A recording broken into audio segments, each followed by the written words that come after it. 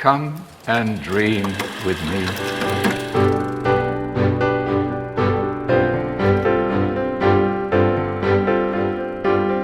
Hello and welcome to What Do You Want to Watch, the Explosion Network's premier media podcast. Every fortnight we get together to talk about movies, TV and online content and help you answer the question, what name have they decided to go with for the Warner Brothers Discovery joint and merged company? It's just Warner Brothers Discovery. Pretty boring. Not a very good logo.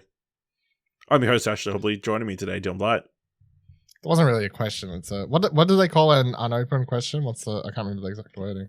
You know what I mean? Like where you ask someone a question, but you're yes, so I it's like know what you're talking about. I can't think of the word. Yeah. It's escaping English. me. Stay in school, kids. You know. A rhetorical question. Rhetorical. That's it. Yeah, rhetorical question. It was a rhetorical question. Someone in the car listening right now. It's like, it's rhetorical. I mean, I don't know if it is a rhetorical maybe question. I was asking a rhetorical question, you know? Like, maybe I was asking a rhetorical question. If there's an answer to the listeners. question, I don't think it's rhetorical.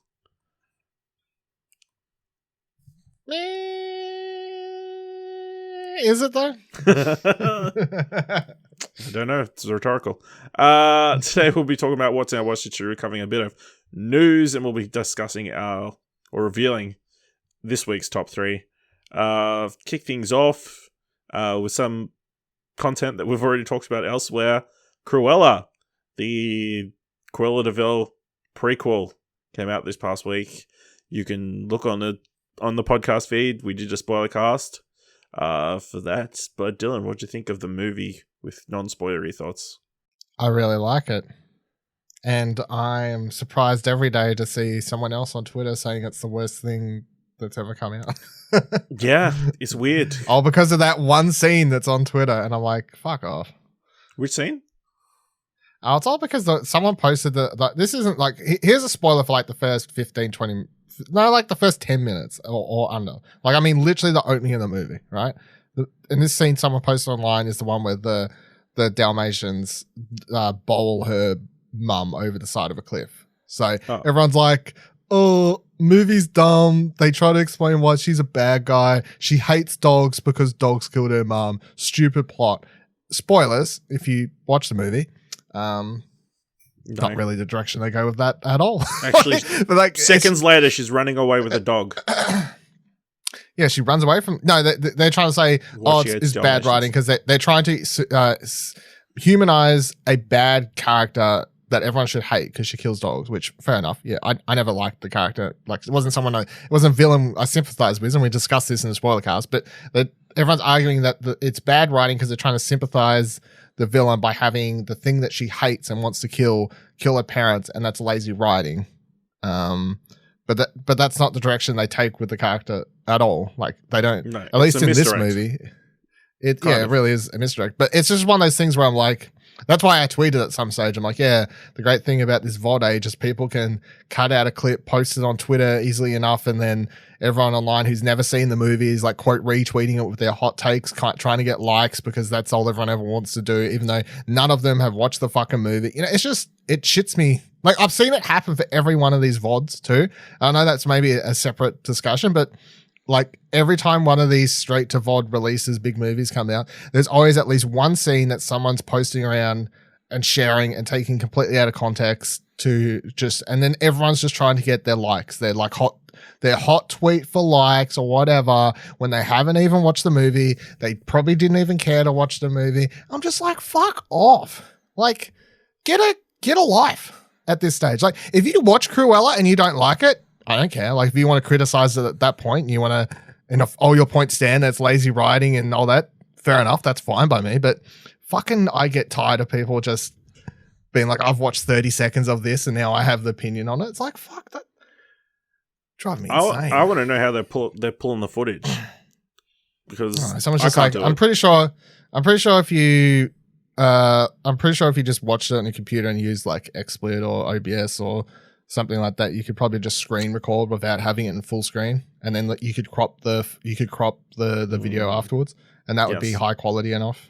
Would be a way to go about it. I'm desperate to get some screenshots as well from certain particularly stuff that we record before they put out proper press photos of stuff. Well, let me tell you, when I've grabbed when I grabbed like last week's episode of the Very Bad Batch, if you're watching the Bad Batch, you want to listen to our spoiler discussions of that each week, go check out Holocron Entries podcast feed where we do Star Wars podcasts. Plug. When I wanted to grab a screenshot for last week's episode of that, I just opened Disney Plus the web link, and then when I got a screen I wanted, I just screenshotted it.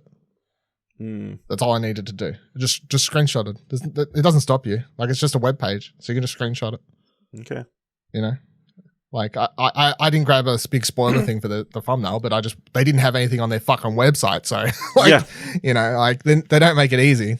Yeah, they don't. But anyway, there's my hashtag Dylan complains about something this week. It's all these motherfuckers complaining about a movie that they haven't watched. You know, Wow, a fucking Disney movie they haven't watched. What else is new? Well, I mean, is that the worst take, or is it the LGBTQ people getting shoved down their throat because there's one openly gay character in the film? I haven't seen that. No, yeah, no. The one that I've was seen just is one just person.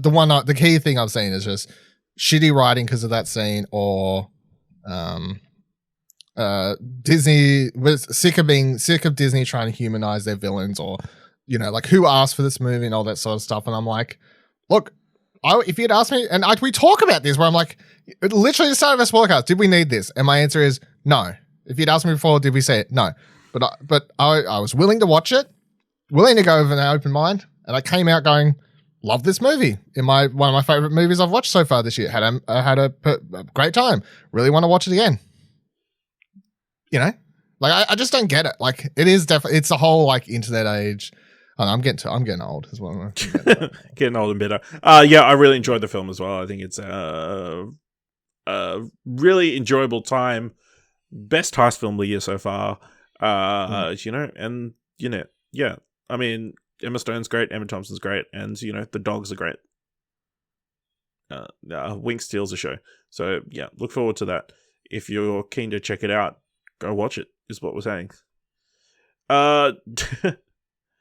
So Dylan, day or day before release of the last episode, you watched The Quiet Place, Part 2.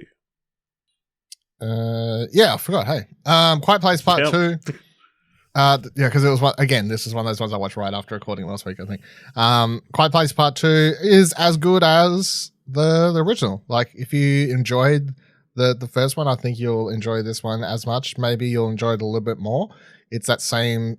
It's a bit more action heavy, I guess. I can't ride the spoilers for the first movie because I can't really talk about this one without it. And I mean, they show that, like, you're watching a trailer for this movie, you're seeing spoilers for the first one, I guess. But of course, the first movie ends with Emily Blunt and her two kids surviving. John Krasinski's character, the father, has just been utterly fucking destroyed by one of the monsters and is dead. So the kids are distraught, and of course they're like sort of in this basement with the mum, and they think all hope's lost. But then the deaf girl discovers that she can use her hearing aid, I guess, yeah. That her father had been working on for her, and she it releases such a high pitched noise that it actually can hurt and potentially kill these monsters. So the first movie ended with them using that to kill one, and then the second one picks up straight away. Like, it's literally maybe 30 seconds to a minute after where the first one picks up. They're leaving the farm where they'd been living. They're walking past where John Krasinski's character would have died. There's a big fire in the background where the barn caught on fire, and they head off to well, in the first movie you saw that every night John Krasinski's character like lit a bonfire on top of like a big silo thing, and then he would see if other people around him did, and he did that every night as sort of like a way for everyone to communicate like who's left alive around them in this sort of farm area. And the girl does that and discovers that one person lights it up, so that they're like, we'll head up there and see if we can get help. And when they get there, Cillian Murphy's character is there. You discover that the Emily Blunt and John Krasinski's family, I can never remember the character names, by the way, but their family had history of this person, and she's like begging him for help, and he doesn't really want to for reasons that the movie gets into and all this sort of stuff. But then this movie's sort of about them trying to find a way again to obviously, like any good zombie movie, even though this isn't a zombie movie, but it's like, well, how do we survive? Where's a place we can get to safety? Is there a way to stop these things? And a big difference between this one and the first one is that you now know they have a way to actually kill these monsters, although it's not the best way. They literally are holding a hearing aid up to like a megaphone or something equivalent to that, so they can sort of amplify this noise, and then they shotgun these monsters in the face. But of course it's not the best, and you can only do one at a time, so if they get overrun, so they've still been trying to quiet and all that sort of stuff. And there are moments in the movie where, especially because there's only one of these devices, if the characters split up, which spoilers they do, and they get sort of trapped without it, then it's still like the first one where they're having to be extra quiet. They can't talk, all these sorts of things. It has these really tense moments. It has a lot bigger action set pieces than the first movie. It opens with a moment that you see in the trailer, which is a flashback to the first day that all happened, which is the moment you see in the trailer where like Emily Blunt's driving this car trying to escape after everything goes batshit crazy, and then this bus starts flying towards him and a monster's like crawling out of it, and she has to reverse, which the story came out recently where it said that she actually just did that stunt for real, and it was kind of scary because she's just like reversing and this bus is like flying at her full speed or whatever. It's like, I'm sure that would be scary. I'm sure that there's maps and they're like, oh, the car goes this fast, and I'm sure there's safety precautions or whatever else, but still John Krasinski directed, right? Yeah, he's like, I'll kill my wife. Yeah, you'll be fine, don't worry. yeah, I'll be fine. Yeah, that's another thing that's good about this. Like, it really proves that he has this whole horror stuff down, because you can tell he's like sort of honing his craft between these two movies, and he's quite good at it. And I think I like this one slightly more than the first one, and maybe a lot of that comes from him spending more time behind the camera, I guess, because he's not actually he's in the opening scene because it's a flashback to day one. Like, he's in that and you get to see what he did on that first day and all that sort of stuff. But of course, he's dead. He doesn't come back. Spoilers. Like, he did die in the first movie. So, but yeah, it's really, really good. And if you like the first one and you like a good thriller, then yeah, totally go for it. Yeah. Is it as quiet as the first one? Sometimes there was like, I wanted to open my crackers at some point and I had to wait for like 5-10 minutes, something like that, until it got a bit more. But it's not as bad as the first one. There's more talking and there's more action heavy stuff. So yeah. Yeah. And are you keen for a potential third one? It doesn't need a third one. Well, I would say the ending of the first one, you could have just left it at that and be like, well, they've got a way to defeat the monsters now, and you could just assume they find a way to use that to save the world or something. Like, you didn't technically need a sequel, but after watching this, you're like, cool. Again, this one has a similar ending where you can kind of just presume where things go. But I think if it does well enough at the box office, then you'll see a third one, because there is enough story left to tell to have you could get like a nice Quiet Place, a trilogy, I guess, would be a nice bow around it all. Yeah. And from what I've seen, it's doing very well at the box office, the best performing post-pandemic film. So good for A Quiet Place. So I went out and saw Dream Horse, which is releasing in cinemas 10th of June. Follows a barmaid in Wales, played by Toni Collette, who decides she's going to start breeding a racehorse. After like someone in the bar like talks about syndicates and how you can get into racehorses and that kind of thing. So she gathers up a whole bunch of different people from her small mining village, and they all put money together every week, and they buy and start raising a racehorse, who eventually goes on to fame and fortune. This is based on a true story. There is a documentary called Dark Horse, which I'm probably going to seek out now that I found out there is a documentary. But yeah, it's a nice crowd-pleasing film, a good, enjoyable time at the cinema. Toni Collette's really good. Damian Lewis plays the one of the other people in the syndicate who has a history with syndicates.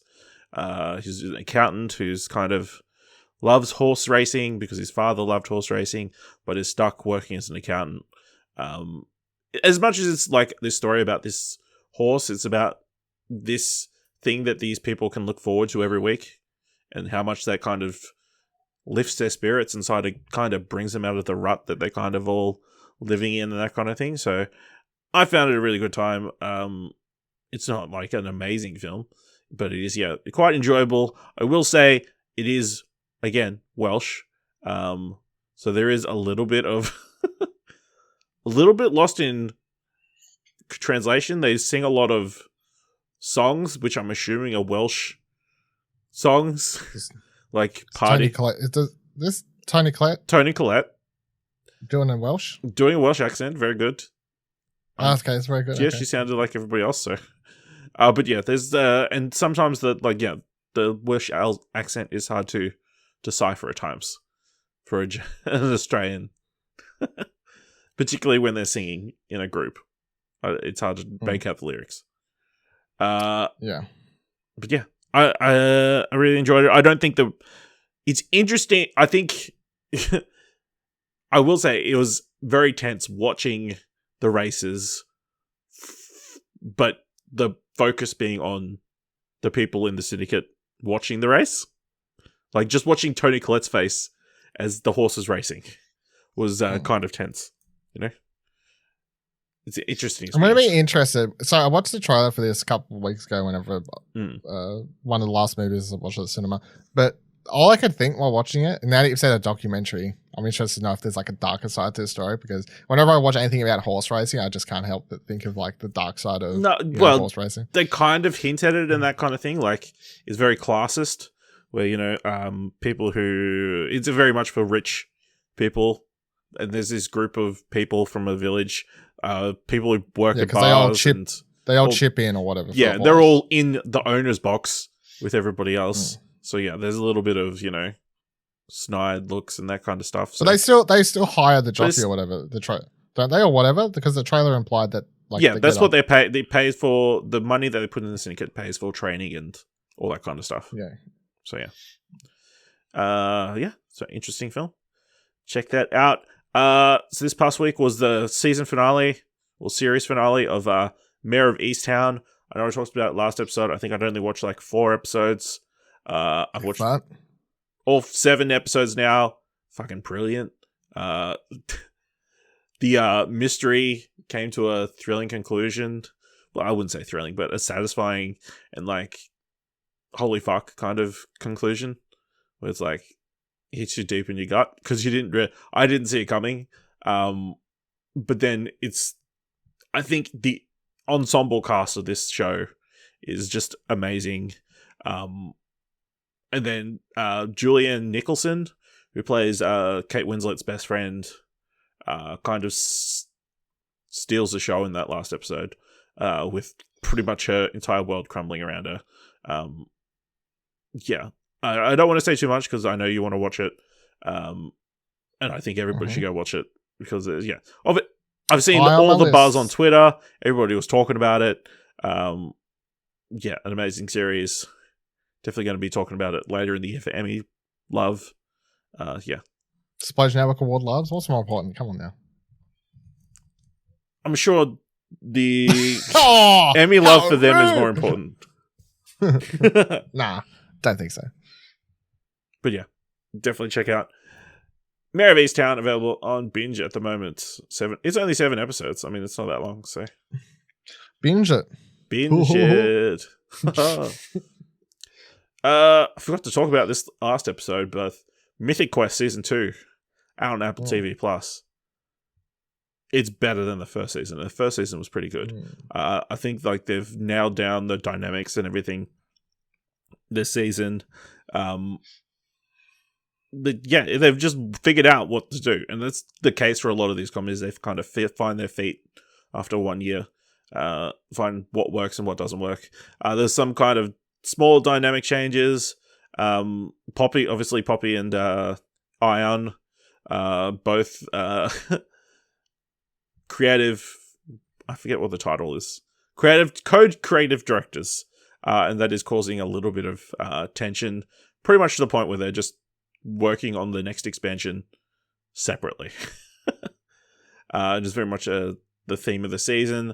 The 2 testers played by Ashley Birch and Amani Hakim, They get together, you know. Didn't string it out any longer than it needed to. Work that. And then who was it? Jesse Ennis, who plays Joe. Joe is now working with Danny Pudi's Brad instead of working with David Hornsby is David Bitzelbury, the executive producer. So, you know, Brad, the finance guy, the guy who likes to make all cutthroat moves, is mentoring this little psycho. So, enjoyable. And is there a bottle episode this season or no? Sorry? Bottle episode, like last season. The like standalone episode? Yeah. I believe next week's episode is meant to be, it's titled Flashback, or no, Backstory. So, okay. I've got an idea, but this last episode was actually a bottle episode where they just shot it inside the in the studio. So pretty much all on one set, and it has one of the most devastating lines of television I've heard so far this year. So, you know, Mythic Quest, hilarious. Yeah, on my list of course as well. I have to get time yeah, for what are you doing? Yeah, what am I doing? Good question. Yeah, all the video games are out already. Also finishing up last week, Mighty Ducks Game Changers. Quite enjoyable. I had a good time over the season. You know, it was a fun kids sports show. You know, turns out these kids, these underdogs, you know, they were as soon as Emilio Estevez's coach came along, Coach Bombay came along, they got good. He got them all working together. There was some nice twists on his old teaching techniques, because you know how in the first film he got them to classic. He got them to kit eggs to each other. Yeah, does that again. He does it, but he makes it even more. Raises it up a level, makes it more difficult for these kids. We have to pass their mobile phones across to each other. Oh, to throw up. It's a step up to the 21st century for what? Yeah, I got you. Yeah. But yeah, I had a really good time. There are some really sweet moments throughout the series. The ending is a little bit cheesy. To pretty much maintain the Mighty Ducks name, I'll just leave it at that. But yeah, it was an enjoyable series. Looking forward to a season 2. I'm sure they're going to do a second season. I think they've even confirmed that Kenan Thompson's going to come back for appear in the second season, teach somebody the knuckle puck. And yeah, who knows? Maybe some other OG Ducks will come back as well. So looking forward to that. Quack. So I checked out the movie The High Note, starring Dakota Johnson and Tracy Ellis Ross, about a famous singer played by Tracy Ellis Ross and her personal assistant played by Dakota Johnson, who wants to be more than just a personal assistant, wants to get into being a music producer, but you know, she's stuck being an assistant, and just trying to crack into that industry. It's like a nice, charming film, you know. I think Andrew from The Curb loved it when it came out last year, whenever it was. Yeah. So it's now out on Binge and on Amazon Prime. But yeah, it's all right. It's a little bit, you know, it goes the way you expect, and then there's this huge twist that's like, what the fuck? But yeah, Tracy Ellis Ross is really good. As this, you know, singer who's kind of been at the top for a very long time and is kind of reaching that middle age point where, you know, there haven't been that many successful middle-aged women, let alone black women, in the music industry. So yeah, she's kind of facing studio pressure, record company pressure, as to maybe take in a Vegas residency. You know, sing the same set list for every night for 3 years, make a lot of money. Did I say Ice Cube is in this film playing her manager? No, you didn't. He's really enjoyable as this manager who's who likes appreciates her, wants to take care of her, but also wants to make a lot of money. You know, and is very opposed to Dakota Johnson trying to weasel her way into help sharing her opinions and that kind of stuff. Very enjoyable. So yeah, check that out. on Amazon Prime and binge. That sounded interesting to you. Dylan, I saw you watched a bunch of episodes of Superstore. Yes, I watched. I think it was the first 6 or something like that. Yeah, it's pretty good, eh? It's pretty funny. I think I looked up who did it after I watched a couple. And I was like, from the people who did American Office and Scrubs, and I'd say this is more Scrubs than American Office. I would guess after first. It's a lot wilder comedy than I was expecting. Just off the watching 20 seconds of a trailer or something once, and just seeing pictures of it without ever actually going to watch it. But yeah, some of the concepts and how weird it gets at times, at least so far, quite out there. Just that sort of crazy sort of humor and stuff or whatever. But yeah, I've had some good laughs. The character's enjoyable enough. I don't really remember any of their names yet or have any super attachment to any of them or anything like that. But yeah, it's quite funny and easy to watch. And that dude rapping in the girl's boyfriend, trying to pitch. I think that's my favorite thing is someone comes in to do the in-store magazine, and then the manager's just terrible and meows at her at some point, and then the other dude, the main dude, whatever his name is, he keeps overtaking the whatever he's doing, becoming more popular.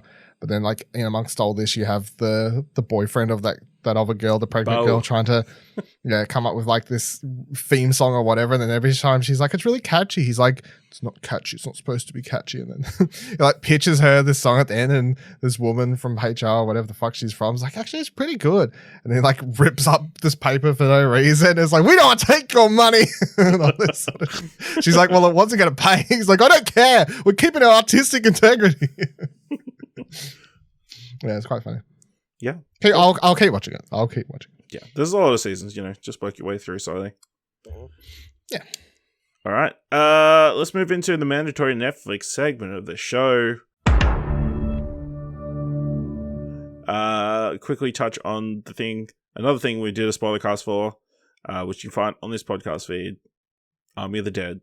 Dylan. Fuck, did we not talk about that last time? No, it came out the day after we released the other. Oh my god. Dylan, what did you think of Army of the Dead? It is shithouse.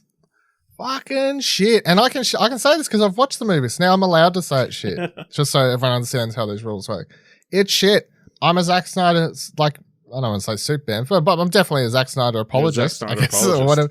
Yeah. I like the majority of his movies. I think this is his worst film. I think it is just so fucking boring to watch.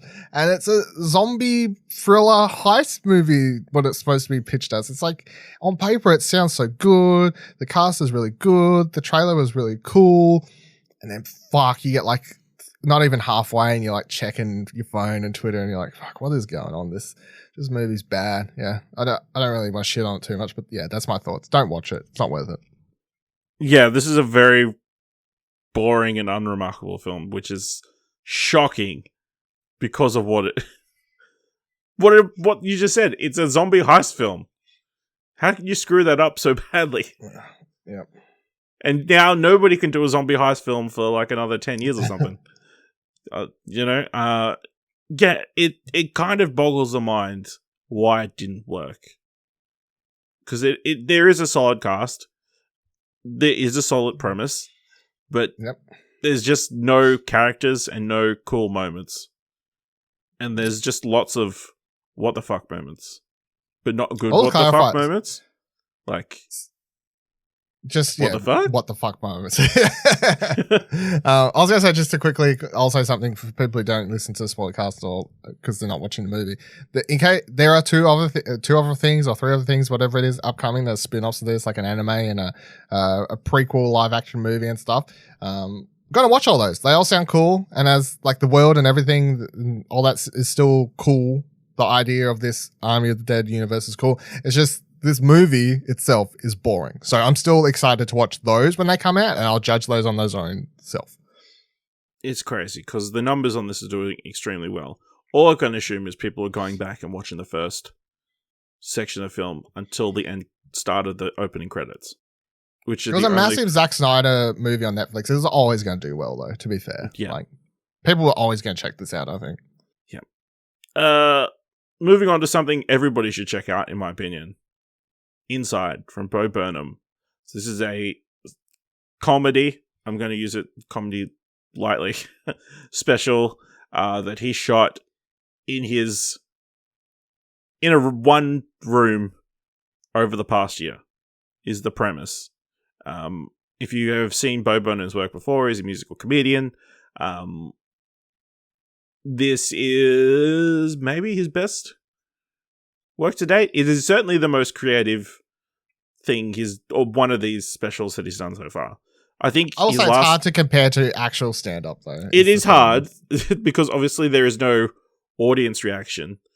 And he has a lot of creative freedom because of that to a certain extent, but there is no give and take from the audience. I don't think it's necessarily. It's definitely not the funniest special you'll watch, but I don't necessarily think that matters. It's very much touching on a lot of the themes that he's looked at in his previous works about social media and like stuff on the internet and that kind of stuff. And it also is like a look at someone during the content creation process, because obviously he's filming this over the year. He's dealing with the isolation of being in quarantine, and like trying to make this thing. And how do you make this thing? I think one of the opening songs is "How do you make comedy at a time like this?"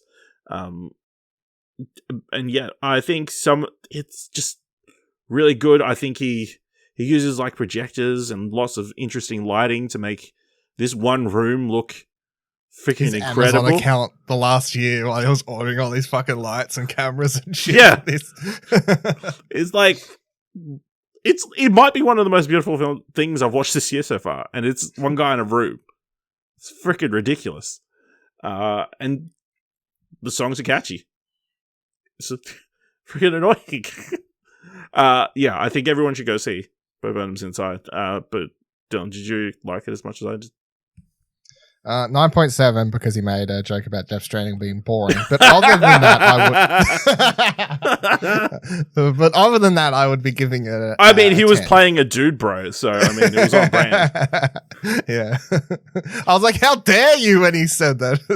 I don't want to spoil what the joke is because it's quite funny if people watch it, like the context and everything. But yeah, it was like the perfect sort of end piece for that segment within this.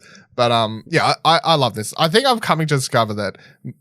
When I think about this, I'm like, okay, so I really like this. This is good shit. Like this is good. This is one of my favorite things I've watched this year as well, for sure. This is on that short list. But I'm thinking about like, what other comedy specials have I hyped up on this show? It's like Nanette, Old Mate Who Got His Show Cancelled's one, Hannah Gadsby's other one.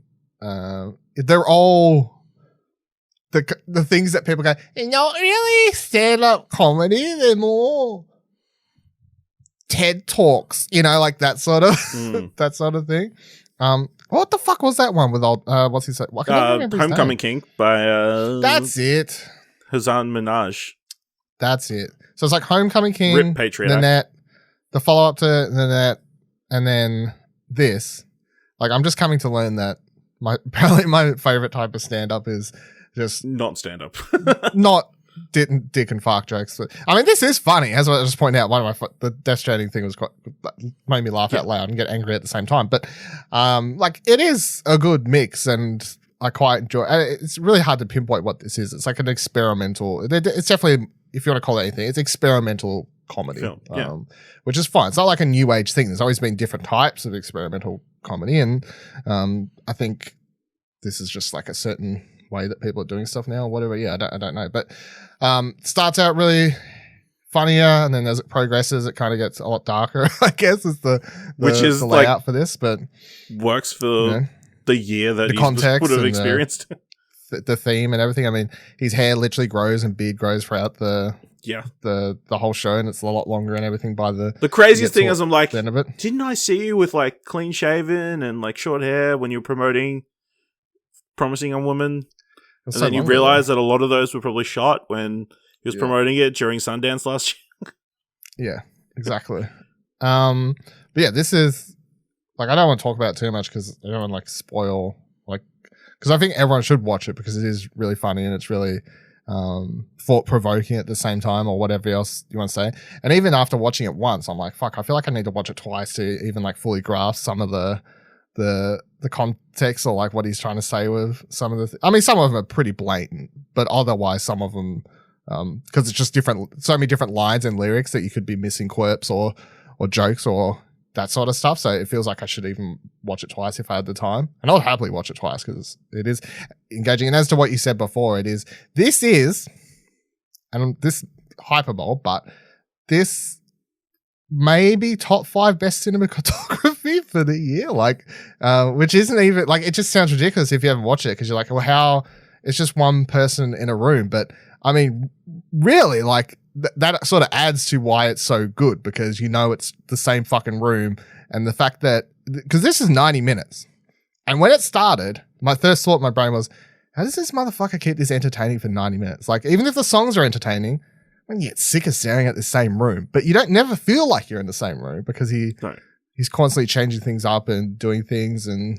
I mean, he wrote, directed, produced, edited, like the whole thing's just him in one room. Like, it's all Bo Burnham, and it's like the most Bo Burnham thing, I guess, from head to toe, from content that he's talking about to just the weird silliness of it to the way it's shot and everything like that. It really, I mean, it's not like it's a surprise that he can direct and make, like, come up with cool shots and stuff like that, because while doing he's affecting the lighting and the camera while he's performing.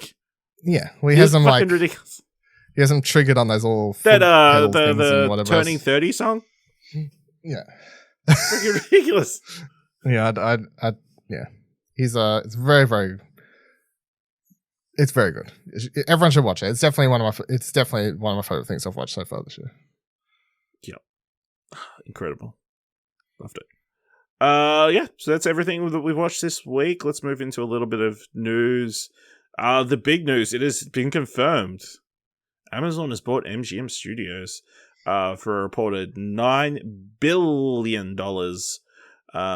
So Amazon actually it's an 8.45, my apologies. So obviously MGM, founded in 1924, joins Amazon Studios, which is primarily focused on producing TV programming, the company says.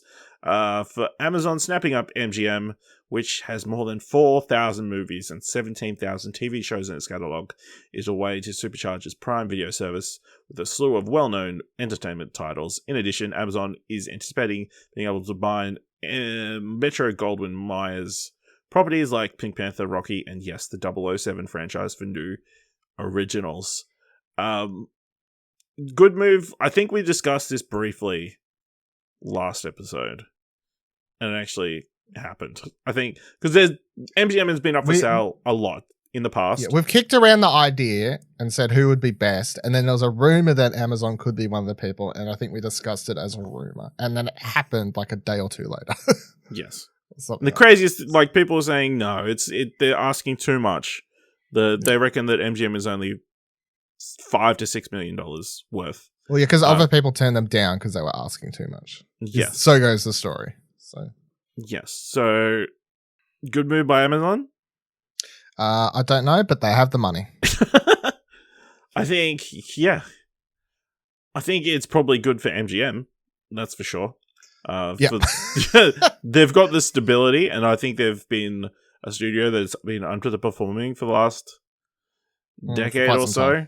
I believe they're actually in debt at the moment, so this will sort that out and keep that afloat.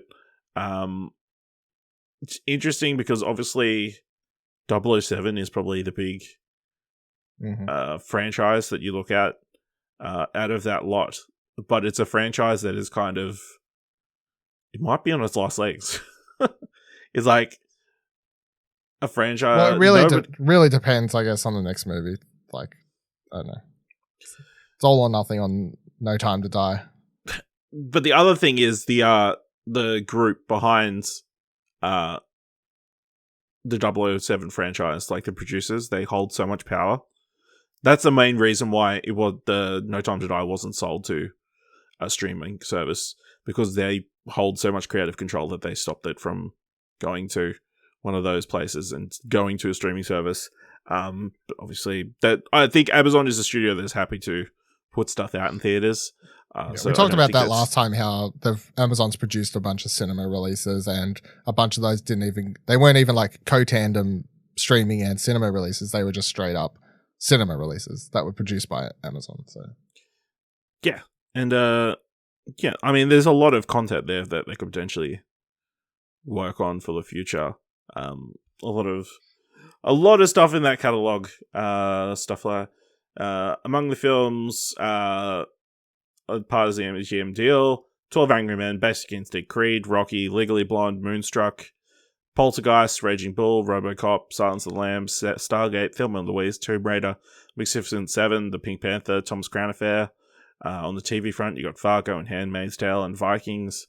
There's like a lot there, obviously adding to the value of Amazon Prime. And then they've got other films currently in the works, including Ridley Scott's House of Gucci, Paul Thomas Anderson's Soggy Bottom, and Project Hail Mary starring Ryan Gosling. So yeah, a lot of... I don't know if it's worth an extra $2 billion to get for that catalog, but I mean, it makes Amazon an already good-looking prospect even better. I guess definitely ramping up the competition to keep it in the conversation with Netflix and Disney Plus. Well, they get to add a bunch of stuff to their library to help sweeten that Prime subscription, I guess. Yeah. Look for some Lord of the Rings emotes on Twitch soon. Oh, wow. I didn't even think of that. All the Twitch watch-alongs of all those films. Yeah, it's all connected. It's all connected, yeah. Moving on. So we got some more information about the next Evil Dead movie. Evil Dead Rise. Is the next entry in the series, being directed by filmmaker Lee Cronin, who previously did The Hole in the Ground. His writing and directing with Sam Raimi and Bruce Campbell on as executive producers. Yeah. So rumor has it that the film is going to move to a city setting. In fact, the rumor has it that the film would take place inside a skyscraper, thus the rise in the title, which is a double meaning. Rise is in rising from the dead, and rise is in rising into the sky via skyscraper. So, yeah. Are you keen for another Evil Dead film set away from a forest? Well, they did the TV series, which was a road trip thing. So, which I never got around to actually finishing the last season or two of. I watched the first one, but that was good. I was enjoying that. And I know that there was always talks. There's been talks of another movie for 5+ years at this point, it feels like. Very long time. I know that there was talks. I just went to look up her name because I know there was talks when the remake came out, 2013, that Bruce Campbell said in an interview after that, or a year or so after that he's like, oh, we're talking about doing this whole like another sequel where this wasn't actually a reboot. Like, it's still part of the same franchise. And I was going to have Jane Levy's character in that, like, pair up and with Bruce Campbell, and, you know, they would go fight monsters together and zombies and whatever the hell else. So, and I always thought that was a cool idea and whatever else, because Evil Dead's always had this sort of weird continuity, or what's especially because the first movie, and then they did Evil Dead 2, which is basically just a remake of the first movie but with a bigger budget. And then Sam Raimi's like, oh, but it's not a remake, but it is. But it's like fans like to come up with all these theories about why it isn't, and how Ash just had a mental lapse and forgot that he was even there once and I don't know, the whole franchise is weird. And then of course by the time you get to Evil Dead 3, it's like a just straight up fucking comedy, and where he time travels to medieval times. So it's like, what is this franchise? What can this franchise not be? This franchise can be anything at this point. So yeah, I'm excited. And Bruce Campbell just rocks that role, you know. So it's like him playing Ash. I don't think he's playing Ash in the film. What? Yeah, he's just on as executive producer. So I'll be highly surprised, synopsis is he's wanted to come back for ages. It tells a twisted tale of two estranged sisters played by Alyssa Sutherland and Lily Sullivan, whose reunion is cut short by the rise of flesh-possessing demons, thrusting them into a battle for survival as they face the most nightmarish version of the family imaginable. I mean, if it is some sort of family reunion, there could be a potential for it too. I'm putting bets on that. Turns out Ash is that weird uncle. Yeah, I'm saying bets that Ash is in this one because not Didn't only he retire from acting though? Nah, he'll be back. He's doing it. I'm guaranteeing now he'll do it. Because you know what's cooler than anything these days? Revivals, returns, nostalgia. He's back. He's back. All right. So, I don't know. So we know that beloved filmmaker Paul King from Paddington, and then Paddington 2, Rip. which was briefly one of the top film on Rotten Tomatoes. For like a month, yeah. They found Another some terrible someone just got their Rotten Tomatoes rating and it's dropped it down. That's what happened.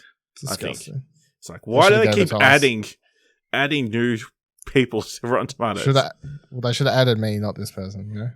Yeah, it's ridiculous. But yes, he's currently working on the Charlie and the Chocolate Factory prequel, Wonka, and he's found his leading man, the man to play the iconic chocolatier previously played by Gene Wilder and Johnny Depp, in the form of Timothy Chalamet. Dylan, does the prospect of one of the Hollywood's hottest prospects playing Willy Wonka raise your interest? This. Timothy Chalamet. Close your eyes, everyone. Timothy Chalamet is sitting next to a what do they call those little orange Oompa Loompa. Sit next to an Oompa Loompa, and he says, "Can you pass me that mango?" And he fucks it. Why would it be a mango? Just to change the pace from the peaches. What was it in that movie? Yeah, Peach. It's not peach. It's not peach. Wouldn't it Copyright. be just the straight up chocolate? You can't fuck a chocolate. Ash, get real. You make the right mold. Now, Timothy Chalamet's a bit of a weird unit, so yeah, I can totally see it. Yeah, absolutely. I think he's a good choice. You know, he's obviously doing a lot of interesting projects at the moment. Obviously, he's got Dune coming up, which will probably be potential to skyrocket him to more than just household names, not just like A24 super to the fans point or like where people will actually say his fans. name properly. You know? Yeah. What? You don't think it's Chalamet? Yeah. Yeah, That's we right, know. isn't it? I feel like a lot of other people look at how it's spelled and they're like, fuck you, mate. Tim. But yeah, obviously he's got that other one with Luca Guadagnino, I want to say. From the director of Call Me By Your Name, which is the Armie Hammer story. Coming up as well. But yeah, this is an interesting one, you know. Wouldn't have picked him, but you know, I guess he kind of, yeah.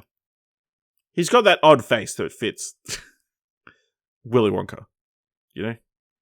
Be interesting to see if it's like a musical as well, or it's just a straight movie, like Tim Burton's version was. It'll be weird. It'll be a weird movie. So, do we need it? Don't know. Do we find out that Willy Wonka hates children because children killed his dogs? Yep. All right. So I've got a new segment this week. Thumbs for trailers. So back in the day, me and Dylan used to do react videos. Back in the day, all those years ago, believe it or not, for trailers. And I figured, why not kind of bring it back? So we're going to talk about a bunch of different trailers, and then we're going to give each of them a rating, either 2 thumbs up, 2 thumbs down, or 1 up and 1 down. The return of the scale, but only return of the thumb scale. The proper rating scale of true professionals. Yes. So let's kick things off. So first up, The Tomorrow War, coming to Amazon Prime July 2nd, starring Chris Pratt, Yvonne Strahovski, J.K. Simmons, Betty Gilpin, Sam Richardson, Edwin Hodge, Jasmine Matthews, Ryan Kira, Armstrong, and Keith Powers. Time travelers arrive from 2051 to deliver an urgent message. 20 years in the future, mankind is losing a war against a deadly alien species. The only hope for survival is for soldiers and civilians to be transported to the future and join the fight. Determined to save the world for his daughter, Dan Forrester teams up with a brilliant scientist and his estranged father to rewrite the planet's fate. Dylan, what did you think of this trailer? I thought it looked pretty boring, to be honest. Just looked like a straight shooter sci-fi thing that didn't really have a engaging hook to me. Like, I didn't really, maybe it was just the way the trailers ended or whatever. I mean, it just looked like Chris Pratt being Chris Pratt. You know, it seemed to have like it almost seemed like the film was sponsored by the military. It was very like sort of pro-military propaganda, it seemed like. And then I just didn't, like, they didn't show the monsters or the aliens or whatever the hell they were. I can't even remember. And like get me interested that way. Yeah, no, I didn't like it. Like, I straight up just didn't like it. I remember reading the premise and going, that sounds like that could be exciting, you know. And I'm thinking Tom Cruise, Emily Blunt, whatever that's called here, I can never remember. Live, Die, Repeat. Live, Die, Repeat. Yep, that's it. Edge of Tomorrow, originally. Yeah, whatever it's called. Whatever it's called, wherever you are. Yeah, so I read the premise of this. I was thinking that, or something maybe similar sort of sci-fi type thing. But no, then I watch it and I'm just boring. 2 thumbs down. 2 thumbs down. Okay. It had me at the beginning. You know, I enjoyed the opening bit with Chris Pratt being Chris Pratt, you know? And then the action started and it was kind of, they're fighting random aliens. Yeah, it's an interesting premise where the future is like, fuck, we've run out of people. All of our people are dead because we suck. But yep. Let's go in the past. So we're going to draft people from the past. Yeah, to come help us. Otherwise, the future's stuffed. But wouldn't they just spend that time trying to figure out how to stop the alien invasion before it happens? I don't know. Then you get into this. Yeah, then you get into this. It's like there's an interesting timey-wimey shit happening here. So yeah. So maybe they explore it and they just showed the most generic, widespread. Yeah. Look, I may still watch it for the idea that Chris Pratt runs into himself or someone. You know, like you get into some real timey-wimey shit, then it could be interesting. But yeah, it looks like, you know, J.K. Simmons. He looks pretty good. He looks buff. It's like he's maybe this was post. Give us a picture of Spider-Man. Post Justice League, where he was still buff. Yeah, it's 2 down for me, unfortunately. Next up, we've got Gunpowder Milkshake, starring Karen Gillan, Lena Headey, Chloe Coleman, Michelle Yeoh, Angela Bassett, Carla Gugino, and Paul Giamatti. Sam was only 12 years old when her mother Scarlett, an elite assassin, was forced to abandon her. Sam was raised by the firm of ruthless crime syndicate her mother worked for. Now, 15 years later, Sam has followed in her mother's footsteps and grown into a fierce hitwoman. But when a high-risk job goes wrong, Sam must choose between serving the firm and protecting the life of an innocent 8-year-old girl, Emily. With a target on her back, Sam has only one chance to survive: reunite with her mother and her lethal associates, the Librarians. Dylan, is this female John Wick? Yeah, it's 100% female John Wick. And it's like a genre at this point where it's like John Wick is sort of a genre, that type of movie, that sort of feel. So, which I'm down for, all about it. But yeah, this was actually a surprise one. A couple of weeks ago, whatever, when I was at the cinema. I've usually seen all the trailers, but this was one of those ones that came on. I was like, oh, I haven't seen this. What's this? Oh, Karen Gillan. What's happening here? And then it started. I was like, yeah, this looks pretty cool. Looks pretty badass, actually. And it looks like they're actually filming fight scenes properly without a million cuts. And Karen Gillan's done some, you know, actual training and, you know, like you're actually getting these cool moments and action scenes and whatever else. So, yeah, I thought it looked really good. It's 100% that thing where if you're going to watch it and be like, oh, it's a John Wick ripoff, which it's not fully. I mean, like, it's more that feel of, I don't even know, like, what makes these sorts of movies, because, of course, like, what's the full ranks? You got this one, you got John Wick, you've got Nobody, you've got like I think Atomic Blonde probably fits in this genre as well. Yeah, there was that Hotel Artemis or something. It was kind of similar. Yep. And it's like a lot of them have different sorts of characters, different sort of setups, premises, but it's just the overall It's the vibe. underground secret organization. Yeah. Violence. Yeah. Lots of violence. Yeah. And then often, I guess the other thing that maybe this one has that John Wick connects to, which is like making secret organizations be connected to like mundane jobs or something like that. Because of course John Wick has like the hotel Artemis concierge thing or whatever, which is the secret base for them all. And this one, you've got all these women working at the library, yeah, and they have like all these secret bookcases with weapons and whatever else that you see in the trailer. So doesn't bother me. It looked like a really cool movie, and as long as it's a fun action movie, then it's like I don't really care if it's inspired by John Wick or the director's inspired by that. Who knows? 2 thumbs up. Yeah, I really like this one as well. I think it's got a more comedic tone than John Wick does. You know, there's definitely fun banter between people throughout the thing. We've got that relationship as well, which I guess I forgot to mention. Like you do have that sort of like the mother-daughter relationship thing here. Yeah. So yeah, I really looks good. It'll just be interesting to see how impressive the fight scenes are and that kind of stuff. So I think that's what makes or breaks these kind of movies. When they're being compared to John Wick, which is obviously a very high regard series. Action wise, 2 thumbs up from me.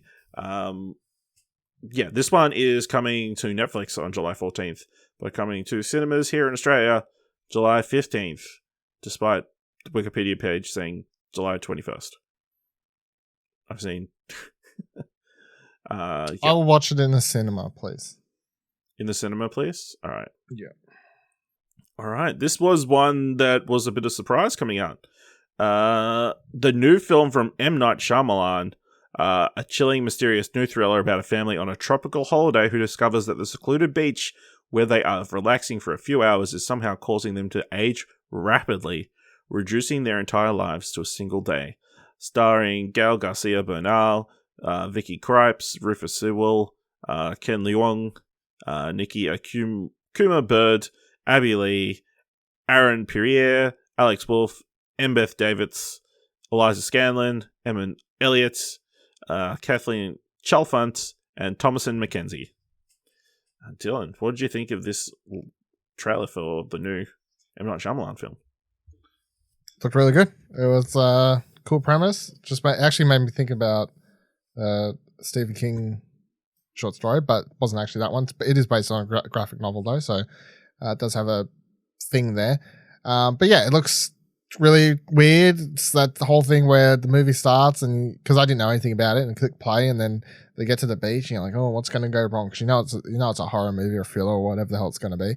And then all the time starts ticking. It is kind of freaky when those little kids, because they go in as little kids, and it cuts to that shot of them when they're the teenagers now or whatever. It's like, why are you crying, mum, or whatever. It's like, well, that's fucking weird. And then there's like part later in the trailer where she's pregnant or whatever. It's like, well, that's kind of fucked up. But like, yeah, just like there's all sorts of weird sort of shit happening in this. Then the dude just like aging into an old man, and yeah, I always love these sorts of weird.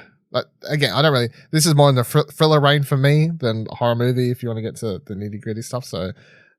But I enjoy a good Freaky Friday thriller. So double thumbs up for this. M. Night's been on sort of a redemption thing for the last 5 years, and his last couple have been good, Glass. Okay, decent. You know, like they've all been at least good, enjoyable. You know, I didn't love Glass, but it still wasn't like bad. Like it wasn't like, oh, this is the worst movie ever. So yeah, I'm keen. Yeah, it was a good trailer. It's a film that I'll likely never watch because it scares. But yeah, really interesting concept, well put together trailer. You know, and a good cast. A lot of good young actors and that kind of stuff as well. But yeah, freaky as fuck. I don't want to watch it. So yeah, I'll give it, despite that, I'll give it 2 thumbs up. So we got a trailer, like a proper trailer for Jungle Cruise. I don't know if we've actually had an official, well, this might be the second trailer. I feel like the previous one was like a teaser. But Jungle Cruise, obviously starring The Rock and Emily Blunt. Dr. Lily Halton enlists the aid of wisecracking skipper Frank Wolf to take her down the Amazon in his ramshackle boat Together, they search for an ancient tree that holds the power to heal, a discovery that will change the future of medicine. Dylan, are you excited to see this latest Disney film based on a bride? Personally, they're my favorite Disney films. They're all based on rides, you know. This cast is really weird. Like watching this and seeing The Rock with that little hat on and just like almost Popeye. It's like Popeye, except not Popeye. It basically is. And then I don't know. Like at the moment, I feel like he's the least interesting part of this, and like he's been cast to help bring eyes and money to this, which is, you know, fair enough. That's how the movie business has worked for quite some time. But he's sort of stands out as being weird in this role for me. But the takeaway from this trailer was seeing Jesse Plemons in it, who I was like, he's having a ball. It just pops out of nowhere in a submarine. I was like, I had no idea that he was in this movie at all until this trailer. And then, he just pops out as I was like, are you supposed to be like a pseudo-Nazi or like what's the, like, because that's the vibe I was getting. That was the vibe, yeah. Is he? I don't know. His I'm like, can they have Nazis in Disney movies? Prince Joachim. So he's a prince of some kind. I think he might just be like a Russian prince or okay, that's fine. European prince. Yeah, there was just like, I had some weird Nazi vibes going on, and I'm like, I want to be able to enjoy you as like a villain that I can still sort of enjoy, but if you're a Nazi, I can't really, you know, like that's the line. So yeah, if he's not, then I can enjoy it, because he looked like he was having the blast and just looked like he was going to play a silly little villain, like he shoots that rocket at them or whatever, and I'm surprised the Rock didn't actually lean out the side of the boat and just push the rocket out of the way, but you know, that's a whole different movie, so. Yeah. Double thumbs up. Yeah, I thought it was a good trailer. Like you said, Jesse Plemons popping out of nowhere. Didn't see it coming. You know, that was super enjoyable. Yeah, this seems like it's going to be an interesting, like, at least a fun time in the cinema. You're going to have a good time. It might not be the best film of the year, but it's definitely, you know, The Rock being The Rock and Emily Blunt playing... I don't know if I'd say Emily Blunt, based on her last role being The Quiet Place too. You know, which I don't think is the fun, jovial character you see in The Jungle Cruise. I'm assuming, having not watched that film. Can you confirm? No, she's pretty happy. She loves life in those movies. She loves it. Best time of her life, I reckon. Yeah. I'll give it 2 thumbs up as well. I thought it was a solid trailer. Yeah. At worst, we walk out going 6 out of 10. Jesse Plemons is fucking great though, and steals the show again, like he did in Game Night. Yeah, what a movie. And then the trailer that, I'll be honest, is kind of the impetus of this new section of the show. Last Night in Soho, the latest film from Edgar Wright, starring Anya Taylor-Joy, Thomasin McKenzie, Matt Smith, Diana Rigg, Rita Tushingham, and Terrence Stamp. A young woman passionate in fashion design is mysteriously able to enter the 1960s, where she encounters her idol, a dazzling wannabe singer. However, in 1960s London is not what it appears, and time seems to fall apart with shady consequences. Dylan, what did you think? Loved it. Amazing. Can't wait. This made me, it's like, oh, Edgar Wright's doing stuff that you can tell he's like sort of passionate about. Like you can tell, like he's always loved horror movies, obviously, because the first film was Shaun the Dead. So he has a deep love for horror. This film very much has 80s European horror film vibes, or even like B-movie European vibes, and the color scheme and the way it's shot and all that sort of stuff, and then especially also just the freeze frame with the glass crack and that sort of stuff at the end of it. It just has a complete and total vibe that I'm all about. I can't tell you what the fuck was happening in this trailer, really. You know, if you try to make it makes too much sense of it, but you're not really supposed to, so that's fine. But it just looks beautiful. It looks weird. It looks interesting. It looks like nothing else that's coming out this year. It looks like nothing else that Edgar Wright's done before. So, costume design looks fantastic. Yeah, so I'm super keen. I'd be super keen anyway, because it's Edgar Wright, so I was always going to watch it, but, you know, he's stepping into a genre that I quite enjoy, and he's doing weirder sort of stuff. So now I'm interested to hear why this was the impetus for this segment, considering this is a genre that you hate. Let's take a right. Okay, you gonna watch it though? I'm gonna have to. Twisted your arm. I know. I'm gonna have to go in with like a flashlight or something. Not sure they allow that in the cinema, like a teddy bear for support or something. Yeah, incredible trailer. Like I don't know exactly what's going on, but it's like mysterious enough to get you invested. Obviously, Thomasin McKenzie, really good young actress, and Anya Taylor-Joy, the it girl of Hollywood at the moment. And like this was filmed like 12 months ago, so before this was filmed prior to Queen's Gambit and becoming the next big thing. But yeah, I really liked it. I thought it was interesting. I don't know what the fuck's going on. Obviously, there's some sort of body swap kind of thing potentially happening. But then there's all these arms coming at the end of the trailer. I don't know. But yeah, I'm keen to find out. I say with confidence. But yeah, that's a 2 thumbs up trailer right there. I was going to say also, if you need an Edgar Wright fix, it's not really an Edgar Wright fix, but he does have another movie coming out soon that's probably not as scary. But yeah, he's got the Sparks Brothers documentary. Yeah, it's probably not scary though. So. It's probably not as scary. I don't know. That music can be pretty frightening. But yeah, just the trailer overall just put together really well, obviously with that cover of Downtown by Anya Taylor-Joy, and then transitioning into more tense music. Yeah, a really good trailer.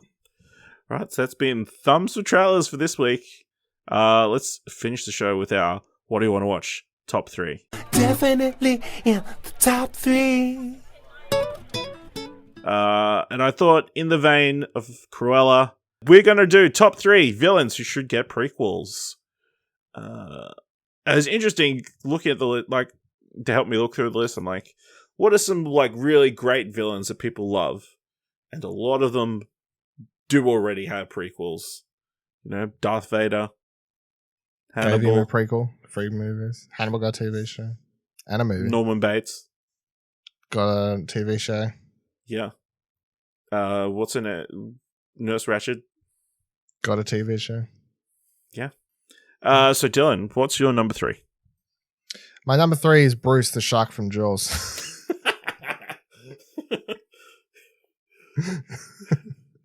Because we need to know why that motherfucker's so angry.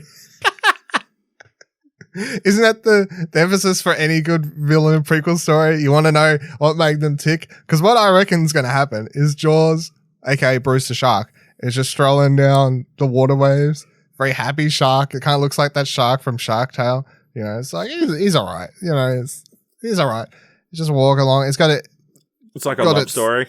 Yeah, no. It's because there's a child there, and what happens is a human kills it by actually having its Dalmatians pick it out of the...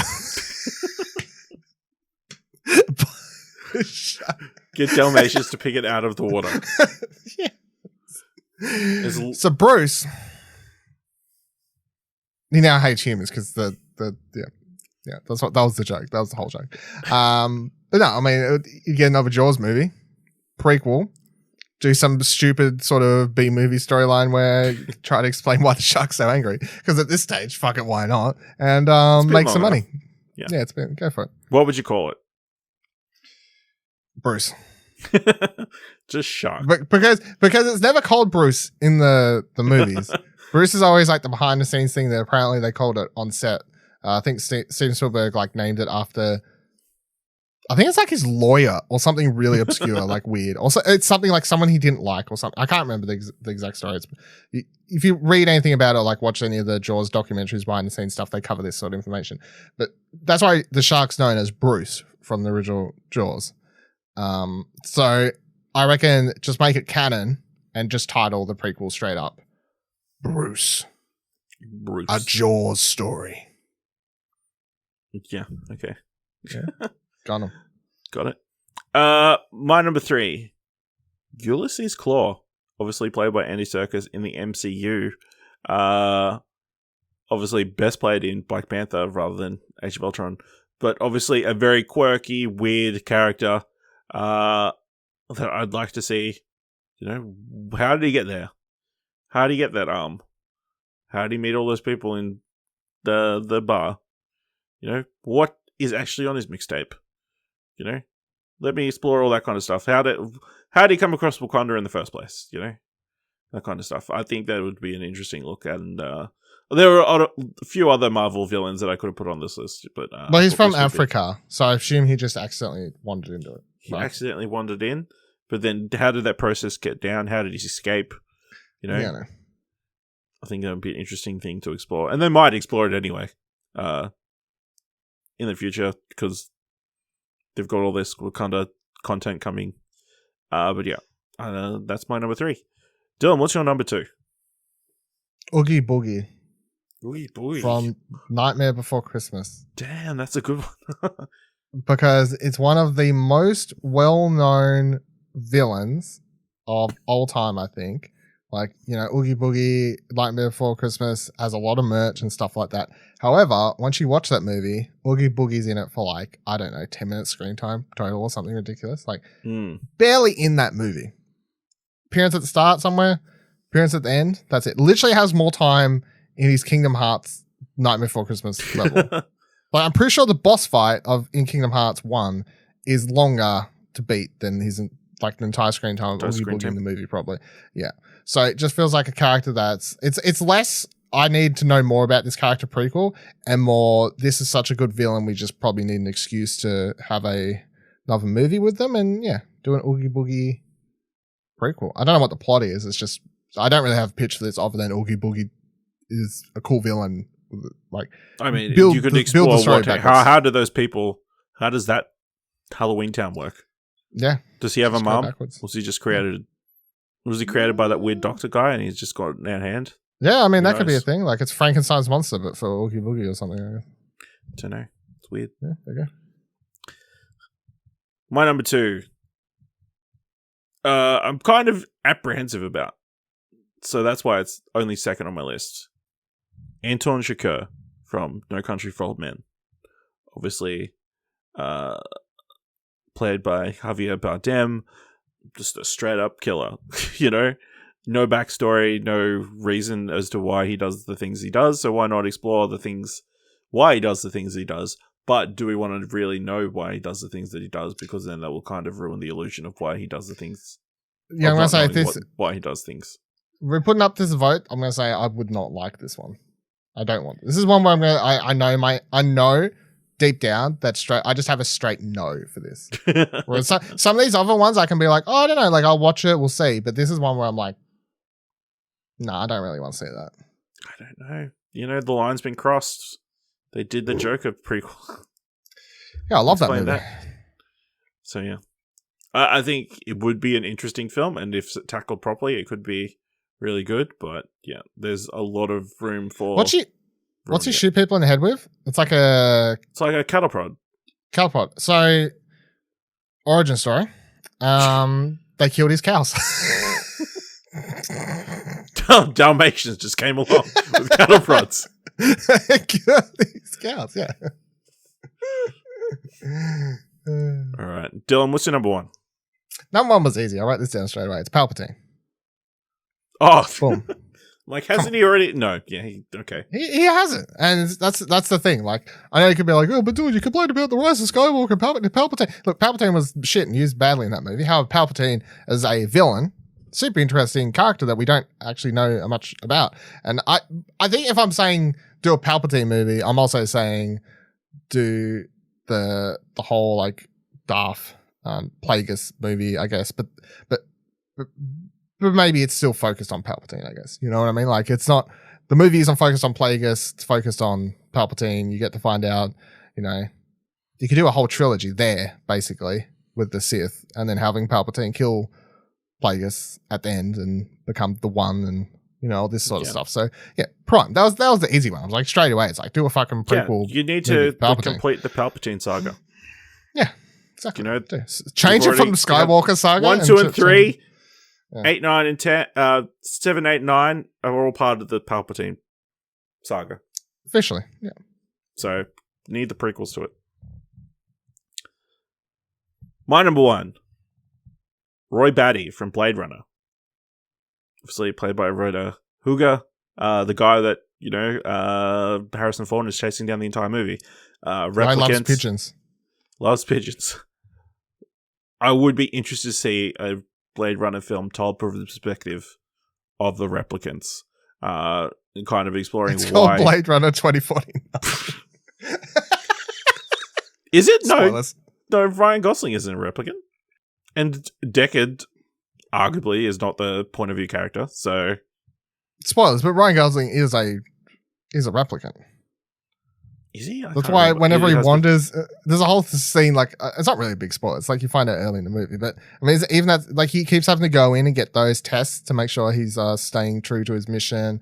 You find this out about like maybe half an hour, like the first like 30 minutes or so of the movie, you don't know. And then there's a part where he goes into the police station and everyone's like sort of like side eyeing him, like you fucking piece, like they treat him like shit and all this sort of stuff. Cause yeah, I need to rewatch that film. You do probably need to rewatch it. Still, it'd be interesting to see why they revolted on Mars and maybe see life on Mars. No pun intended. And yeah, kind of see that's the original film from his perspective. I think would be an interesting take.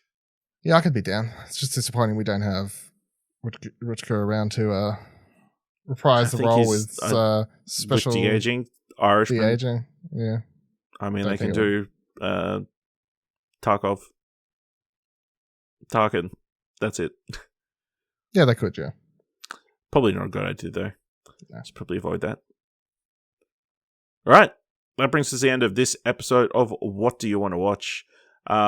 If you want to let us know what you thought of the episodes, what's your top 3? What trailers have you seen that you want us to talk about? You can let us know on Twitter by going to explosionnetwork.com/Twitter, or you can jump to a Discord at explosionnetwork.com/Discord. If you want to help us out, leave us a review on Apple Podcasts or on Podchaser or on Twitter, or just tell people nice things about the show. That always helps get them to accidentally subscribe to the shows on their phone. That's always appreciated. If you like this episode and thought it was worth $1, head on over to our Ko-fi page at explosionnetwork.com/support and buy us a coffee for as little as $1. Every little bit helps. Thank you very much for listening. Until next time, keep watching stuff, I guess. And watch Blade Runner 2049. Then Dalmatians come and kill your parents.